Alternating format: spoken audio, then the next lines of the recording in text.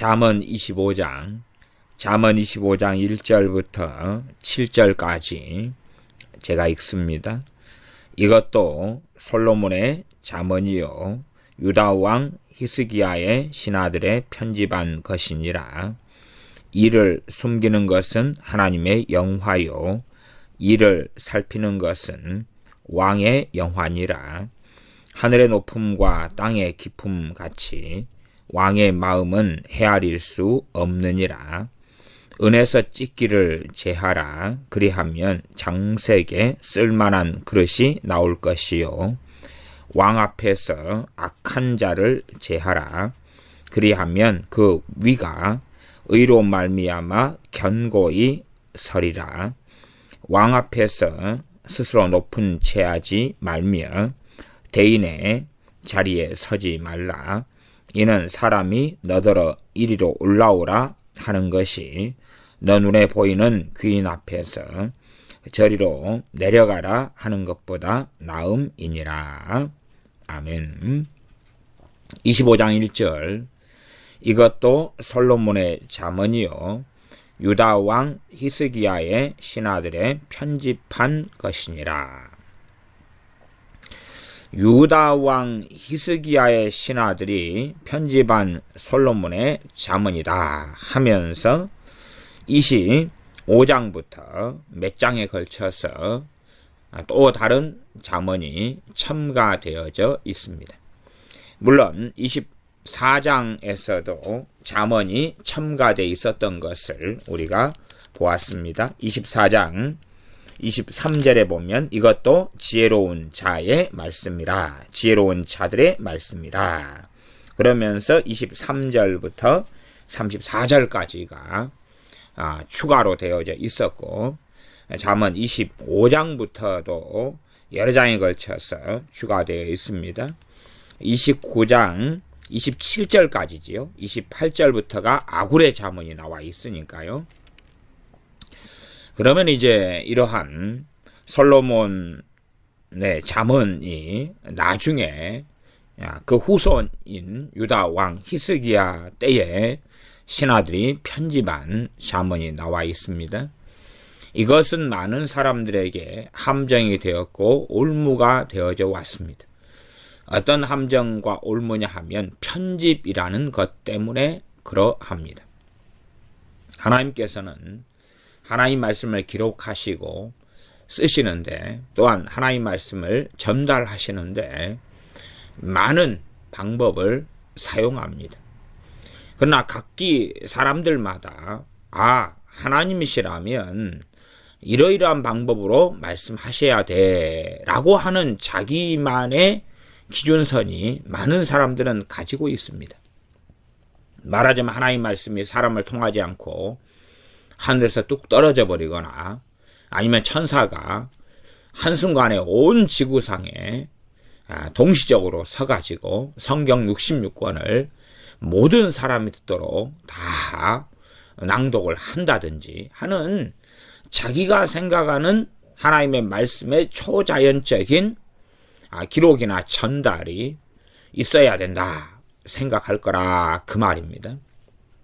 그러면 25장 1절처럼 히스기야의 신하들이 편집을 했다. 그러면 이건 이 하나님의 말씀이 아니라 사람들이 짜집기 해가지고 만든 거구나. 지금 세상에서도 음악을 편집하고 책을 편집하고 드라마를 편집하고 영화를 편집하고 동영상을 편집하고 우리가 우리의 자유의지와 의사대로 우리의 견해와 의견대로 얼마나 많은 것들을 편집하고 사는가. 그래서 영화 같은 경우도 15세 이상 관람 가 그러면 15살 이상으로 볼 수 있도록 그렇게 영화를 편집해야 되겠다. 18살이 볼 수 있으나 15세는 못 보는 것은 편집해서 잘라내고 그렇게 생각하여서 이 하나님의 말씀을 인간 저자의 중심으로 만들어가고 사람들의 임의, 사람들의 자의적으로 성경을 이렇게 만들었다. 그런 식으로 생각하기가 아주 쉬워집니다. 실제로 그렇게 해서 자유주의 신학이 융성하게 되었습니다. 이 편집이라는 관점이죠. 우리가 모세오경을 보면 사실상 이러한 문제가 벌어져 왔었습니다. 모세오경에 문서설 같은 것이 있습니다. 다시 말하면 모세오경의 저자가 모세일 리가 없다. 왜냐하면 모세오경에는 모세가 죽은 다음의 일까지도 기록되어져 있기 때문에 모세가 다 기록하지 않고 나중에 누가 기록했을 것이다. 혹은 전승이나 설화 같은 것이 그 다음에 사람들에 의하여 얼마든지 모세오경에는 포함되어 있지 않겠는가. 그렇다 그 말이에요. 그러나 극단적으로 생각해 보십시오. 창세기는 천지 만물의 창조부터 시작합니다. 그러면 그것을 모세가 보았겠습니까? 안 보았지요. 안 보았어요. 또한 바벨탑 사건에서 전능하신 하나님께서 회의하시는 것이 나옵니다. 우리가 그리고 창세 6장에서도 삼일째 하나님께서 우리가 내려가서 저들을 보자. 그렇게 또 우리가 내려가서 언어를 혼잡게 하자. 이런 말씀이 나와요. 그럼 모세가 그와 그 자리에 전능하신 하나님과 함께하여서 그것을 보았겠습니까? 그렇지 않다 그 말이에요.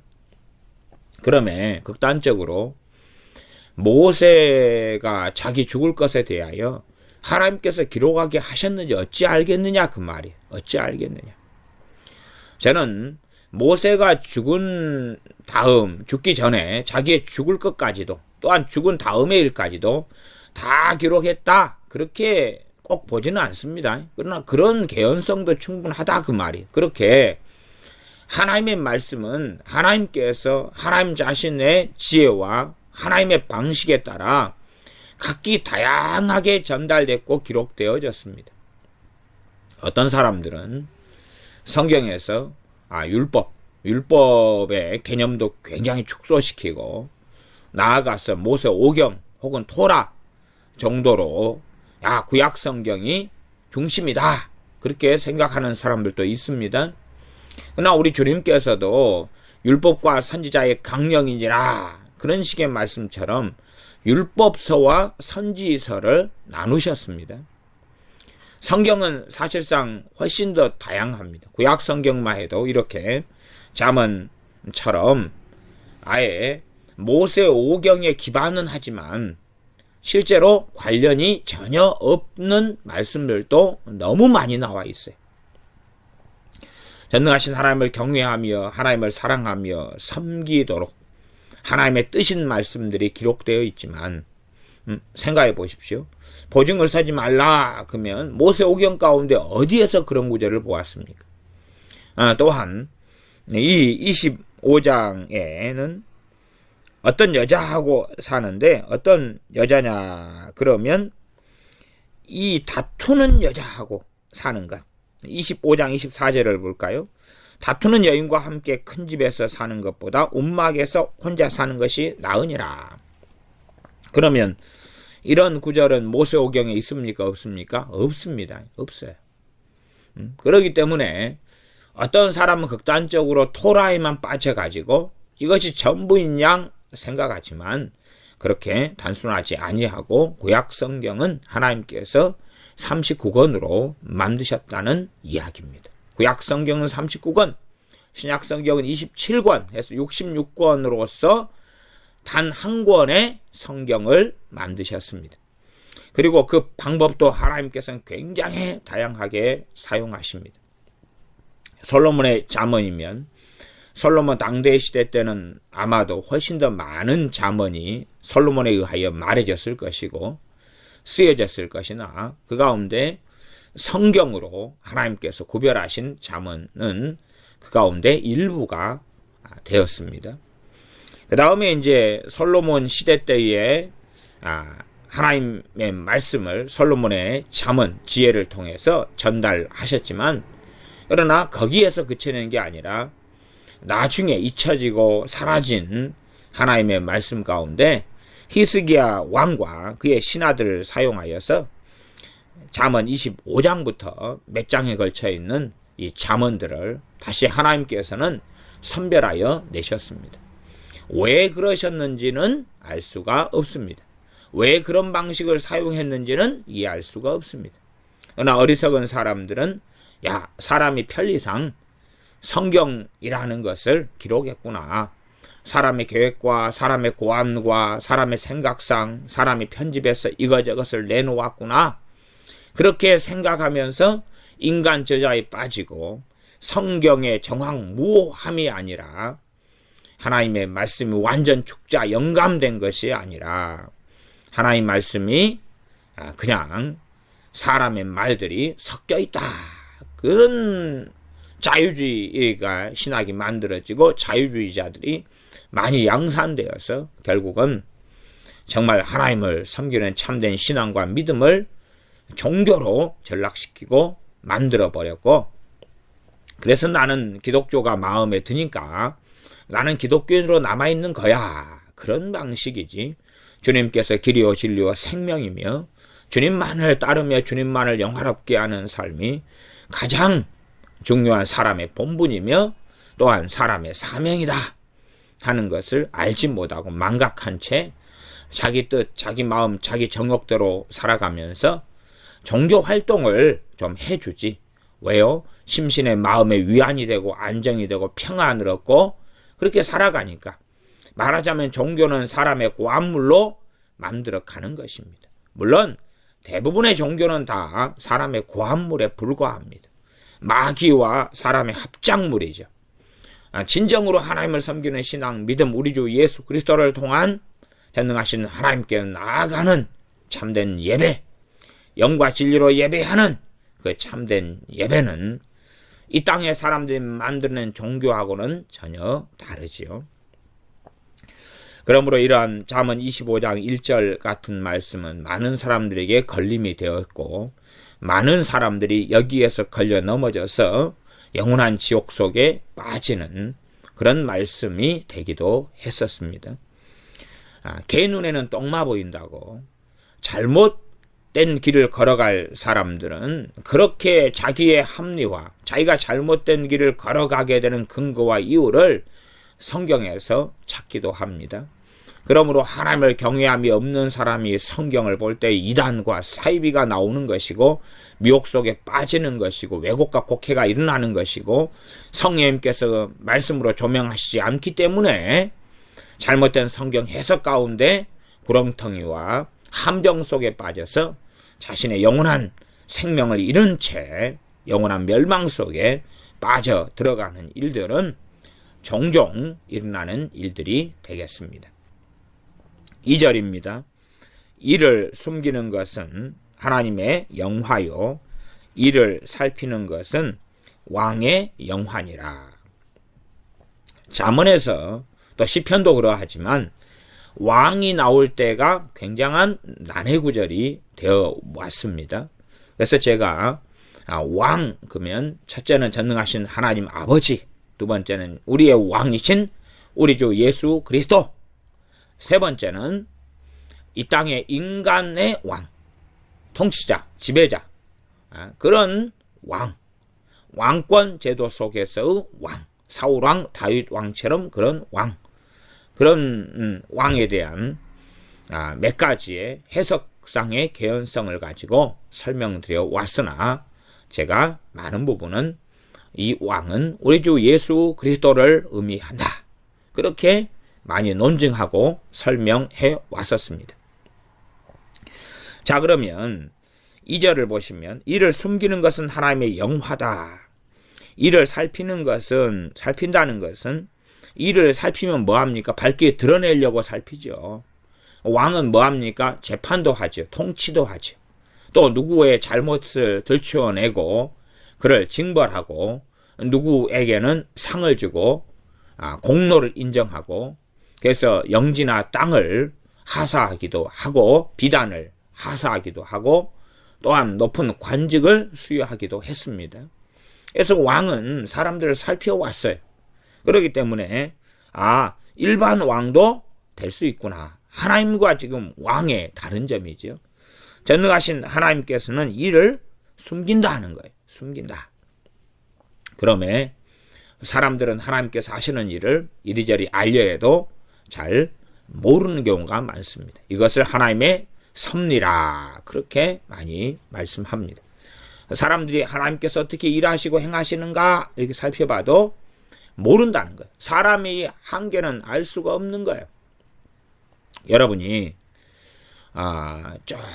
조그만 초파리나 하루살이가 있다고 생각해 보십시오. 그러면 조그만 초파리나 하루살이가 우리가 알고 있는 정보, 기억, 인간, 사람이 알고 있는 지식, 정보, 기억 등을 그 초파리 하루살이에게 입력을 시킨다면 얼마나 입력할 수 있겠습니까? 그게 과연 입력이 되겠느냐 그 말이죠. 저는 낚시를 종종 합니다. 생선을 잡으면 생선 내장을 따면 생선은 정말로 머리가 조그만합니다. 그리고 그 조그만 생선도 대부분은 입이 차지를 합니다. 그리고 뇌의 용량이란 건 너무나 작습니다. 그러면 그 안에 무언가를 기록한다 그러면 과연 얼마나 기록할 수 있을까? 물론 사람의 머리도 그렇게 크게 차지하지는 않습니다만은, 그러나 그러한 이 미개한 그러한 짐승이나 곤충이나 이런 것과 비교한다면 상상을 불허하지. 거꾸로 이 미개하고 미개한 어리석은 하나님 편에서 그러한 연약한 우리 사람이야 전능하신 하나님께서 하시는 것을 어떻게 다 알 수가 있으며 깨달을 수가 있겠는가 하는 것입니다. 알거나 깨달을 수가 없습니다. 알거나 깨달을 수가 없습니다. 정말 믿음이 좀 한참 성장하고 자라가야지만이 알 수 있는 것이 하나님의 징계입니다. 하나님의 징계는 믿음이 성장하고 자라가야지 알지 그냥은 잘 모릅니다. 나아가서 심지어 성령 충만하다 그래도 하나님의 징계일까 하는 좀 감은 잡을지 몰라도 정확하게 이게 하나님의 징계구나, 이게 하나님의 책망이구나, 이것은 내 믿음의 성장을 위한 연단이구나, 그런 것을 구별하기는 쉽지 않고 굉장히 어렵습니다. 조금 부분적으로는 알 수 있을지 몰라도 전반적인 하나님의 징계나 하나님의 연단이나 이런 부분들을 아는 것은 굉장히 어렵습니다. 물론 안다고 하는 많은 사람들 가운데 제가 심심찮게 만나고 보는 사람들은 미혹되어진 사람들, 귀신에게 잡혀있는 사람들, 그런 사람들이 하나님께서 자신을 연단한다 그렇게 생각하는 경우는 많이 확인해 왔습니다. 이를 숨기는 것은 하나님의 영화다. 전능하신 하나님의 일을 사람에게 아마 다 드러내신다 해도 사람들은 다 알지 못할 것입니다. 하나님은 이를 밝히시는 게 아니라 이를 숨기신다. 그래서 하나님께서 이 땅에 사람들을 심판하실 때, 또한 이스라엘 백성을 심판하실 때도 그들이 하나님을 등지고 떠나버리면 선지자들을 하나님께서 없애버리시고 선견자들을 없애버리신다. 그래서 선지자 선견자가 있다 할지라도 꿈이나 환상이나 하나님으로부터 지식을 받지 못한다. 그들의 머리를 덮어버린다. 그래서 선지자나 선견자가 제 구실과 기능을 하지 못하게 하나님께서 계시의 통로들을 막아버리신다고 말씀하셨습니다. 그래서 하나님께서는 그렇게 심판하실 때에 하나님께서는 숨기시는 방식으로 심판하시는 것을 성경 많은 말씀들을 통해서는 알 수가 있습니다. 하나님의 전능하심, 하나님의 능하심은 상상을 불허합니다. 상상을 불허합니다. 그것이 하나님의 영화요. 영화라는 말은 히브리어로 카보드 그 말입니다. 영화 그 말은 영광, 존귀 그 말과 같은 말이에요. 카보드, 영화, 영광, 존귀. 하나님의 영광이 무엇이냐? 이를 숨기는 거다. 하나님의 존귀하심이 무엇이냐? 이를 숨기는 거다. 이를 살피는 것은 왕의 영화니라. 하나님과 지금 왕이 정상반대에게 행하는구나. 그러니 하나님은 하나님이시고 왕은 사람 왕이 아닐까 그렇게 추측할 수가 있겠습니다. 그러나 3절을 봐보시면 하늘의 높음과 땅의 깊음 같이 왕의 마음은 헤아릴 수 없느니라. 하늘의 높음과 땅의 깊음 같이, 그러면 일개 사람의 왕, 다윗 왕이든 솔로몬 왕이든 혹은 사울 왕이든 이 땅에 바벨론의 왕들 느부갓네살이든 벨사살이든 또한 바사 페르시아의 고레스든 간에 왕의 마음을 헤아릴 수가 없다. 그것은 말이 되지를 않습니다. 이 사람마다요, 그 사람이 얼마나 이 고차원적인 사람이 되어져 가는가. 진정한 고차원의 사람이란 하나님을 사랑하며 하나님을 즐거워하며 하나님께 예배하며 하나님을 영광스럽게 하며 주님을 닮아가는 사람을 이야기합니다. 거룩의 여정을 걸어가며 거룩하여져 가고 거룩함을 가지고 있는 사람을 저는 고차원적인 사람이라 그럽니다. 그렇지 않은 사람은 세상에 아무리 많은 학식을 가지고 있어도 그들은 자기의 배를 위하여 살고 자기의 만족, 행복, 평안을 위하여 살 뿐입니다. 그러면 그런 의미에서 많은 사람들은 너무나 생각외로 단순합니다. 생각외로. 그래서 어떤 사람들을 보면 저 사람이 무슨 생각을 하고 있구나, 저 사람이 무슨 선택을 하겠구나가 많은 경우 알아지고 보일 수밖에 없습니다. 소위 말하면 우리의 자녀가 동물적인 본성 속에 산다. 그러면 그런 자녀들이 무슨 행동을 할 것인가는 뻔히 보일 때들이 아주 많습니다. 그러면 왕도 정말 과거에 그러한 이 잘못된 길에 들어서 가지고 그래서 여자들과 맨날 노닥거리고 잔치하고 탐관 오리 속에 들어가고 그렇게 해서 허랑방탕하고 흥청망청하면서 정사를 돌보지 않는 그런 왕들도 아주 많았습니다. 그런 왕들은 헤아릴 수가 없다는 게 아니라 그들은 왕들의 마음은 뻔한 것입니다. 뻔한 것. 이쁜 여자가 보이면 자기 소유로 삼으려 그러고 또한 더 편하게 더 재미나게 마약도 하고 술도 마시고 잔치하고 아부 떠는 말이나 듣기를 좋아하고 그러면 25장 3절에서 왕의 마음은 헤아릴 수 없느니라 그럴 때에 이 왕이 인간 왕, 사람 왕이 아니라는 것은 뻔합니다. 어떻게 성경에서 하나님께서 왕을 이 땅의 인간 세상의 왕 가운데 하나님을 정말로 경외했던 왕은 극소수에 불과합니다. 심지어 그런 극소수의 왕이라 할지라도 그런 왕에게 하나님께서는 영광을 돌리실 이유 자체가 없습니다. 오죽하면 우리나라에서도 왕후 장상의 씨가 따로 있느냐. 이 왕으로 태어난 사람이나 천민으로 태어난 사람이 실제로 다르지 않음을 알게 되었지 않습니까? 지금 민주주의 사회야 뻔히 아는 것입니다. 뻔히 알아요. 다 그냥 대동소이하고 교육의 유무나 인격을 얼마나 갖추었느냐, 지혜와 지식이 얼마나 있느냐 등에 따라서 사람이 걷고 사는 길이 달라지는 것이지 종자나 씨앗 자체 때문에 그렇지 않다는 것을 많은 경우 우리는 압니다. 그러므로 하늘의 높음과 땅의 깊음 같이 왕의 마음은 헤아릴 수 없느니라. 그럼 그 왕은 인간왕, 사람의 왕이 아닌 거죠. 헤아릴 수 없다 그랬죠. 사람은 유한하고 하나님만이 무한하십니다. 그러면 이 왕은 우리 주 예수 그리스도가 될 수밖에 없습니다. 앞에 이 왕을 하나님으로 본다면 하나님에 대한 모순이 등장하고야 마는 거죠. 이 땅에 우리 주님께서 사역하셨을 때에 우리 주님의 사역에는 크게는 이중성이 있었습니다. 하나는 이 전능하신 하나님께서 하시는 말씀을 들은 대로 본대로 행하시는 것이. 그렇게 하는 가운데 비유로 말씀하셔서 숨기실 때도 많이 있었습니다. 비유로 말씀하는 이유는 저들로 하여금 보아도 보지 못하고 들어도 듣지 못하고 귀로 듣고 깨달아 돌이켜 고침을 받지 못하게 하려고 비유로 전한다. 그렇지만 주님의 제자들을 만나서는 그 비유의 뜻을 낱낱이 드러내 주셨습니다.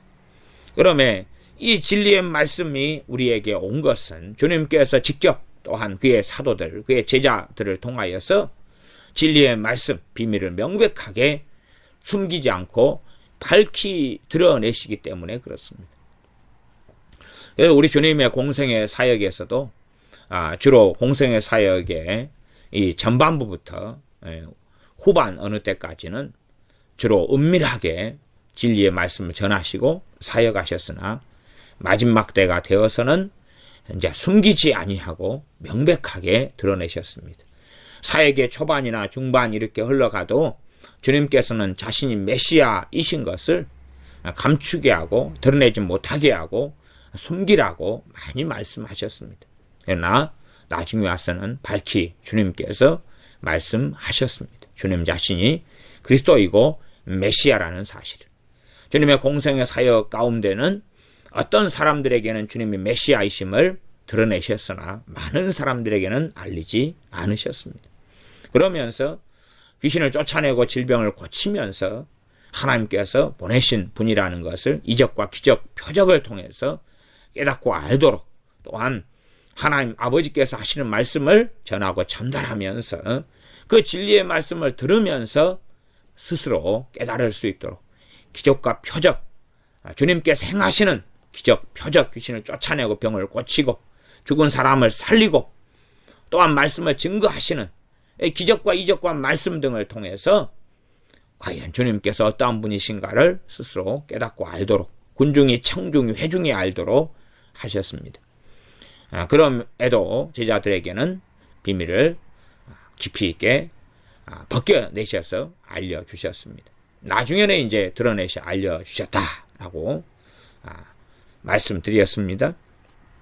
그러면 그런 면에서 이 일을 살피는 것은 왕의 영환이라 2절 하반절 이를 밝게 드러내는 것이죠. 주님께서 지금은 낮이라 너희는 빛의 아들들이라. 그리고 너희는 등경을 너희는 등불인데 등불은 산 위에서 비추어서 세상에 빛을 비추는 주님 자신처럼 너희들도 빛이고 소금이다. 그렇게 말씀하셨습니다. 그러면 25장 2절 하반절 이를 살피는 것은 왕의 영환이라. 이를 밝히 살펴가지고 밝히 드러내는 것이죠. 주님께서 사람의 마음에 숨은 것을 드러내셨어요. 그러나 전능하신 아버지 하나님께서는 사람의 마음에 숨은 것을 드러낸 일들은 사실은 드무시고 엄능하신 하나님의 행하심과 일하심 등이 있으셨지요. 그래서 많은 경우 이를 숨기는 하나님의 영광을 성경에서 눈을 뜨고 보시면 발견하실 수가 있으시고, 우리 주님께서는 그래서 주님께서 마음에 숨은 것을 드러내셨기 때문에 사람들은 주님과 만나면서 어떤 사람은 회개하고 가슴을 치고 어떤 사람들은 주님에 대한 증오심과 도끼와 미움으로 가득 차서 주님을 살인하고 죽이려고 했었습니다. 그러한 극단적인 차이가 있었다. 그러면 25장 2절 3절은 우리 주 예수 그리스도 주님에 대한 애언의 말씀이라는 것을 알 수가 있습니다. 그리고 또한 주님께서는 지금도 이를 밝히 드러내셔서 그래서 나중에 주님께서 심판주로 오실 것입니다. 3절 하늘의 높음과 땅의 깊음 같이 왕의 마음은 헤아릴 수 없느니라. 그렇게 왕의 마음, 주님의 마음 헤아릴 수 없다. 주님께서 내가 땅의 일을 말하여도 너희가 믿지 아니하거든 하물며 하늘의 일을 말하면 너희가 믿겠느냐. 주님께서는 이 땅에 사람의 몸을 입고 오신 유한자로 오셨지만 진정으로 주님은 그럼에도 항상 무한자셨고 전능자셨습니다. 그러면 완전한 인간이자 완전한 하나님이 우리 주님이심에 주님의 마음은 그 누구도 실상은 헤아릴 수가 없습니다. 주님의 사랑이라 그러면 주님의 사랑 하나에 대해서만 해도 우리가 제대로 다 헤아리면서 이 땅을 살지는 못합니다. 부분의 부분, 일부의 일부 정도만 조금 깨닫고 알 뿐인데 어떻게 주님의 그 광대한 마음을 우리가 어떻게 깨닫고 알겠습니까? 25장 4절입니다. 은에서 찢기를 제하라. 그리하면 장색에 쓸만한 그릇이 나올 것이요. 장색은 은에서 찢기를 제하니까 이 장색은 은 세공업자를 이야기합니다. 그래서 은장색 그런 말도 있었죠. 은장색. 사도행전에 보시면 그래서 은 세공업자, 은장색. 은을 가지고 그릇을 만들고 뭘 만들고 장식을 하고 이런 사람이지요. 그러면 은 세공업자가 이 은에서 찢기가 제해진 이러한 순은, 그러한 좋은 은을 가지고 쓸만한 그릇을, 은그릇을 만든다는 이야기입니다. 단지 그냥 이 은에서 찢기를 제하라. 그래야면 장색에 쓸만한 그릇이 나올 것이다. 그렇게 간단한 이야기만을 하고 있는 것이 결코 아닙니다. 5절로 가면 왕 앞에서 악한 자를 제하라. 그래야면 그 위가 의로 말미암아 견고히 서리라. 왕 앞에서 악한 자를 제거하라. 그러죠. 악한 자를 제거하라. 그러면 악한 자를 사실은 제거해야 될 이는 왕이지 않습니까? 인간 왕이다면. 그러지 사람이 악한 자를 쉽게 제거할 수 있겠느냐? 또 나아가서는 인간 왕이 악하다면 이 악한 자는 유유상종일 거 아닙니까? 그러면 그 악한 자를 제거하려다 보면 자기가 제거되고야 많은 일은 너무나 많습니다. 그래서 충신들 가운데 직언을 했던 충신이 왕이 정말 슬기롭고 지혜로운 왕이었을 때는 그들을 충신으로 인정했고 받아들였고, 왕이 악하고 완악하고 나태하고 패역한 왕일 경우에는 충신의 직언으로 인하여 그 충신을 모함하고 모함되고 또 단두대 이슬로 사라지는 일들은 비일비재하니 많았습니다. 그러므로 왕 앞에서 악한 자를 제하라. 이런 말씀은 사실상 이해하고 해석하고 적용하기는 쉽지 않고 굉장히 어려운 말씀이 되어집니다. 악한 자를 제하라. 그리하면 그 위는 왕위죠. 왕위가 의로 말미암아 견고히 서리라. 이 왕은 앞에 2절부터 계속 이어져 왔는데 우리 주 예수 그리스도에 대한 예표라 그랬습니다. 주님을 이야기하는, 주님의 복음, 주님의 왕되심을 이야기하는, 주님을 가리키는 왕이라 제가 해석해 옵니다. 그러면 주님 앞에서 악한 자를 제하라는 것이죠. 이 세상에서 악한 자를 제하라. 최소한 고린도 전서의 말씀을 보면 우리가 얼마를 이해할 수 있는데, 굳이 악한 자를 제하라, 제거해라는 의미가 첫째는 죽여버려라 의미가 있을 거고, 그 다음에 쫓아내라는 의미가 있을 것입니다. 그 가운데 죽이라 하는 것이 없는 건 아닙니다. 없는 건 아니에요. 왜냐하면 이러한 사법권을 가지고 있고 이러한 통치 권력을 가지고 있어서 충분히 악한 자를 제거할 만한 그러한 힘과 권력이 있는 사람이라면 충분히 그것을 시행해야지만이 국가가 살고 민족이 살고 사회가 살게 됩니다. 그러나 이제 일반적으로 고린도 전서로 이야기한다면 고린도 전서에서는 이 악한 자들을 쫓아내어라는 말씀이 있습니다. 우상 숭배자 등등의 악한 자들을 쫓아내어라 하는 말씀. 그러면 그런 악한 자들을 쫓아내어라 하는 것과 여기서 악한 자를 제하라 하는 말씀의 연관성을 기억하셔야 됩니다. 사람들은 참 산상수훈을 좋아합니다. 그러나 산상수훈이 얼마나 해석이 어렵고 복잡한지는 잘 이해를 못합니다. 심지어 어떤 사람들은 산상수훈을 지켜라. 당연히 산상수훈은 지켜야 됩니다. 지켜야 돼. 그러나 해석이 얼마나 쉽지 않은가는 아셔야 됩니다. 오히려 산상수훈보다도 다른 말씀들하고 자기가 산상수훈을 해석했던 것하고 충돌하냐 충돌하지 않느냐를 살펴보셔야 돼. 말하자면 원수를 사랑해라 그랬어요. 원수를 사랑해라. 그러면 고린도전서 5장 11절부터 13절까지 제가 읽어드리면 이제 내가 너희에게 쓴 것은 만일 어떤 형제라 일컫는 자가 음행하거나 탐남하거나 우상 숭배를 하거나 후욕하거나 술 취하거나 토색하거든 사귀지도 말고 그런 자와는 함께 먹지도 말라 함이라. 또 고린도 교회에게 직접 사도 바울이 하는 거예요. 사도 바울이 산상수훈을 모르는 사람이 아니잖아요. 잘 우리보다 100배 1000배 더 잘 아는 사람입니다.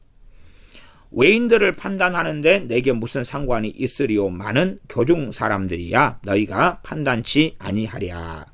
외인들은 하나님이 판단하시려니와 이 악한 사람은 너희 중에서 내어 쫓으라. 그러면 왕 앞에서, 전능하신 주님 앞에서 악한 자를 제하라. 교회라면 교회에서 영적 권위 가운데서 이렇게 고린도 전서에서 해당되는 악한 자들을 제거하고 쫓아내야지만이, 누룩을 제거해야지만이 남은 부분이라도 성하게 되고 건강한 교회, 온전한 교회가 되어집니다. 물론 고린도 전서의 이런 말씀이 실제로 지금 시대에서 준행되고 시행되기란 정말 어려움에도 최소한은 하나님 말씀이 그런 말씀이 있고 그 말씀이 진리다 하는 것까지는 우리가 인정하고 알고 있어야 됩니다. 그러므로 어느 때는 이러한 악한 자를 제하라는 것이 사법적으로, 또한 사형이라는 제도 등을 통해서도 얼마든지 구현되어져야 한다는 것은 아셔야 됩니다. 나아가서 단지 이게 형법의 문제가 아닐 때, 그리고 교회 안에서 하나님 말씀 진리에 관한 문제가 되어지고 쫓아내야 될 사람에 해당이 되어질 때는 그런 사람을 제거해야 된다. 그래야 할 때의 그 위가 왕자 왕위, 다시 말하면 그리스도의 통치죠. 그리스도의 통치, 주님의 통치, 주님이 하나님의 자녀들을 통치하고 주님께서 교회를 다스리시고 주님의 나라와 주님의 의가 서는 것입니다. 그러니 의로 말미암아 그 왕자가 왕위가 견고하게 서리라. 그때의 하나님의 자녀들, 그때의 교회, 그때의 그리스도인들은 더 거룩해지고 더 말씀 위에 서게 되고 더 하나님을 영화롭게 하고, 그럴 때에 사실상 부흥이 일어날 수 있다는 것을 알아야 됩니다. 또한 사회나 국가나 민족은 그때에 하나님께 더 쉽게 돌아오게 될 것이고 바르게 서게 될 것입니다. 그러나 암세포들을 그대로 방치하고 누룩을 그대로 방치하고, 우리가 요즘에는 과일이 가을철이어서 참 많이 나옵니다. 그러면 포도가 있다, 사과가 있다, 뭐 이런 귤이 있다. 그런데 상한 부분이 한쪽이 상했어요. 상한 부분들이 있어요.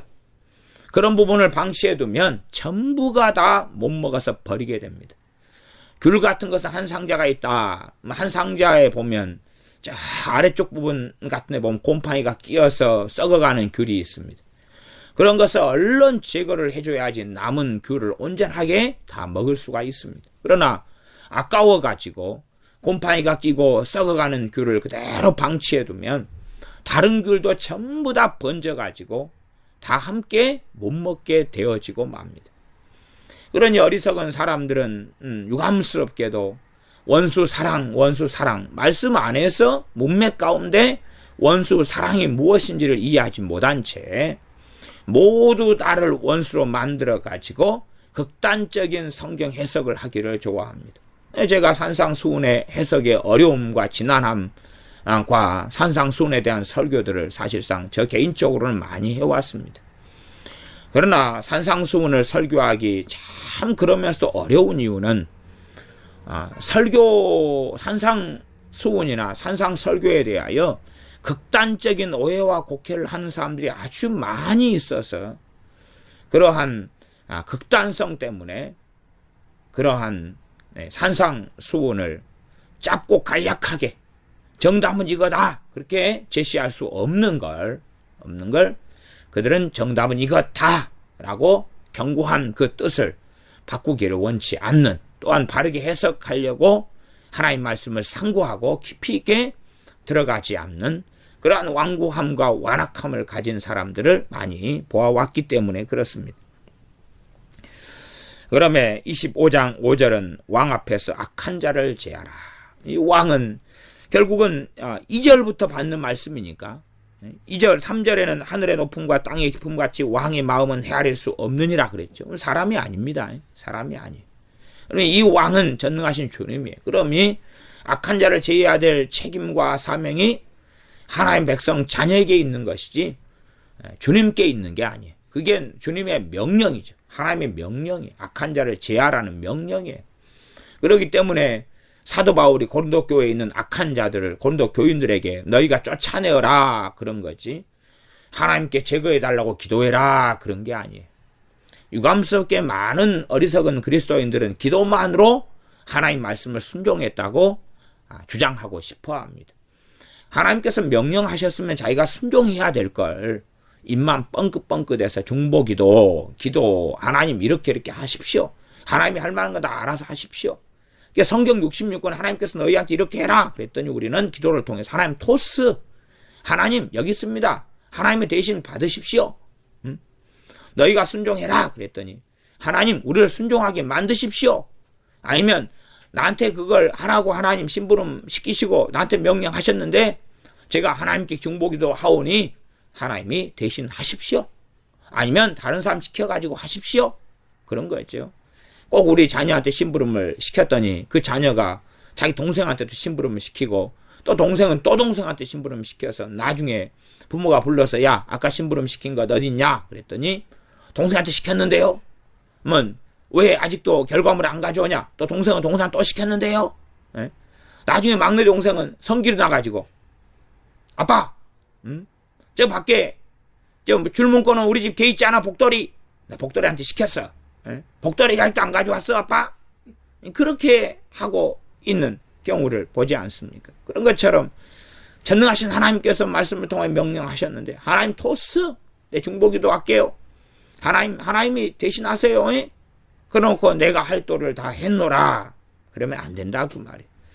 왕 앞에서 악한 자를 제하라. 그리하면 그 위가 의로 말미암아 하나님의 의로 말미암아 의로 경고히 서리라.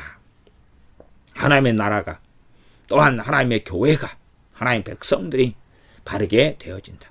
누룩을 제하라는 이야기. 누룩을 제하라 그 말이에요. 우리 주님께서도 마태복음 등에서 많이 말씀하신 거고 사도 바울 등도 많이 말씀하신 거고 구약 성경에도 많이 말씀하신 거예요. 더 정확하고 명백하게 말씀하셨지만 잠언도 또한 그렇게 말씀하고 있는 건데 성경을 잘 모르는 분들은 이렇게 잠언 25장 5절 같이 악한 자를 제하라 말씀을 들으면 어이고 이거 구약인데 신약은 산상수훈이 있는데 그러니 오직하면 제가 오늘 전서 말씀을 언급을 다시 하겠느냐 그 말입니다. 그러면 이 극단적인 구약과 신약을 나누거나 성경을 잘 해석하지 않고 마음대로 자의적으로 해석하는 사람들에게는 말씀을 설명하기가 참 난해하고 어렵습니다. 중학생 수준이 되면 중학생 수준에 시작하면 되는데 중학생이 마땅히 될 때가 됐는데 유치원생의 지력과 수준에 가지고 있으면 중학교 과정에 대한 설명을 유치원생에 맞춰가지고 어떻게 하겠느냐는 그것이 제가 강의 설교를 하면서 설교하기 참 어려운 난해한 점이기도 합니다. 6절입니다. 왕 앞에서 스스로 높은 채 하지 말며 대인의 자리에 서지 말라. 이는 사람이 너더러 이리로 올라와라 하는 것이 너 눈에 보이는 귀인 앞에서 저리로 내려가라 하는 것보다 나음이니라. 어지간한 지력을 가지고 있는 분들은 6절 7절을 내용을 그대로 읽어보시면 이게 어느 상황이구나 아실 거라고 생각합니다. 왕 앞에서 스스로 높은 채 하지 말며 대인의 자리에 서지 말라. 이게 명령이었어요. 그런데 이 왕은 우리 주 예수 그리스도시고 주님께서 이 땅에 성육신 하셔서 오셨어요.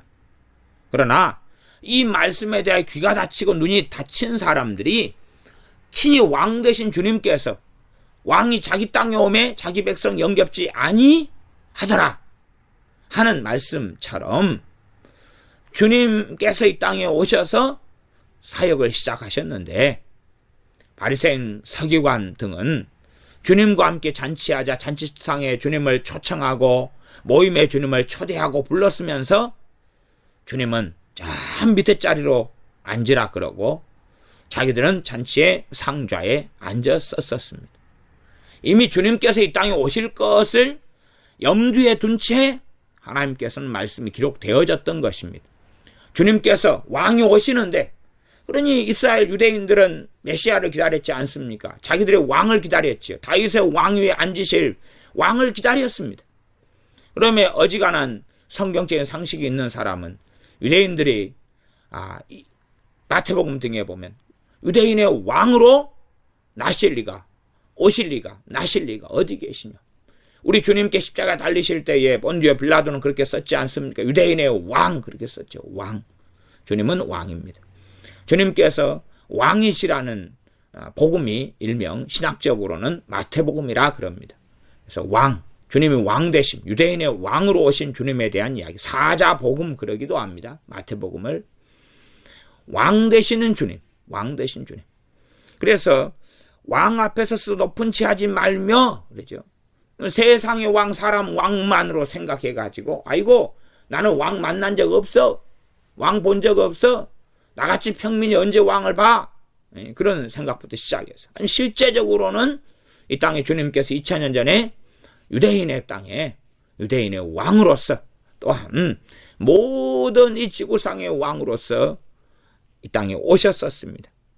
지금도 또한 주님께서는 통치하시며 다스리시며 지금도 영원하시는 왕입니다. 그러므로 우리에게 적용할 때는 과거에 어리석은 유대인들이 주님을 잔치자리에 불러서 상석에 지그들은 앉고 주님은 저 밑에 자리에 앉혔더라, 그것만 생각하지 말고 우리가 주님 앞에서 주님보다 높은 자리나 비기는 자리에 있는 것이 아니라 높은 자리에 서는 어리석음을 갖지 말아야 됩니다.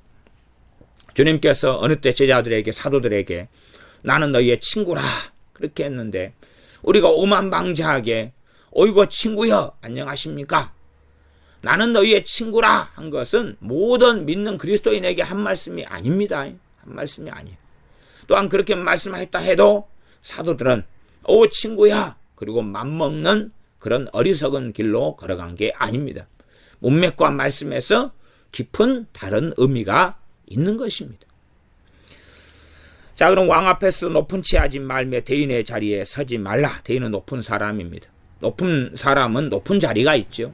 그래서 우리가 잔치에나 무슨 행사 같은 데 가면 높은 사람이 앉는 자리가 있고, 귀빈이죠. 귀빈이 앉는 자리가 있고, 그래서 가장 높은 자리는 왕이 앉고, 그 다음에 서열대로 귀빈들이 모여있는 자리, 그 다음에 이 계급이나 서열이나 평범한 사람들이 앉는 자리, 심지어 천민들이 앉는 자리까지 있을 수 있겠지요. 대인의 자리에 서지 말라. 이는 사람이 너더러 이리로 올라오라 하는 것이, 이제 나중에 자리를 다시 재배치하죠. 올 사람이 왔는가? 올 사람이 안 와가지고 귀인 자리가 몇 자리가 비게 되면 그 다음 서열이 된 사람한테 이리 올라오시오. 이분들이 안 와가지고 자리가 비었습니다. 이리 올라오시오. 그러면 영광을 얻게 되겠죠. 그러나 그 자리에 맞지 않는 사람이 귀인 자리에 있을 때 당신 허이 저리 내려가, 네가 뭔데, 뭐 얼마나 부끄럽고 얼마나 수치스럽겠느냐 그 말이죠. 그래서 내 눈에 보이는 귀인 앞에서 저리로 내려가라 하는 것보다 나음이니라. 그러면 이 동일한 사건이 누가복음 14장에 기록되어 있습니다. 누가복음 14장 7절부터 11절까지인데 말씀을 한번 봐보겠습니다. 누가복음 14장입니다. 누가복음 14장 7절부터 11절까지 제가 읽어가며 말씀을 나누겠습니다. 청함을 받은 사람들의 상좌 택함을 보시고 저희에게 비유로 말씀하여 가라사대.